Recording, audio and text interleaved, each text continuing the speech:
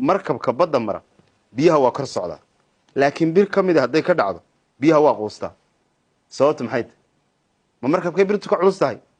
markabku ka weyn baa biyaha kor socdee waxay birtu yar isu socon weyday iyadoo waa quusaysaa laakiin markabku wuu soconaya sababta ugu weyn baa waxay tahay leeyahay inay baaxadiisu ballaaran tahay oo dhul badan saameyn ku leeyahay iyo inay muggiisu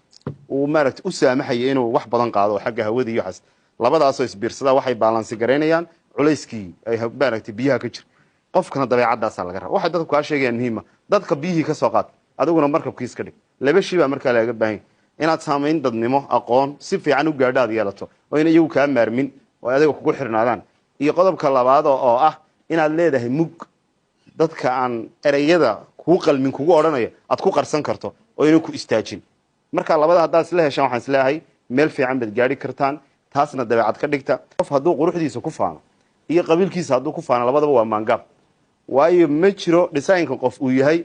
rabbi baa abuuree design ugu geysti oo yidhi noocan aan rabaa xagaa inaad madaxa qaabkaas anigu si kale ma rabo qof yidhi ma jiro isagoo sidaasuu iska soo yimiday yaa qabiil iyo qaarad uu sheegtayna ma jiro waa iska yimiday marka waxaadna adigu qayb ka ahayn inaad qof ugu faantahay waa ceeb waxa la isku dhaafay waxay tahay waxa la dhigtay dhaqanka qof hadda dhaqankiisu wanaagsan yahay qofku doonahaada qof kale waa laga saameynay nin baa gabadh uu guursaday oo qabay ayay dadka Soomaaliya waa war badan yihiin waxay ka dhamaan waayeen waa qabiilkee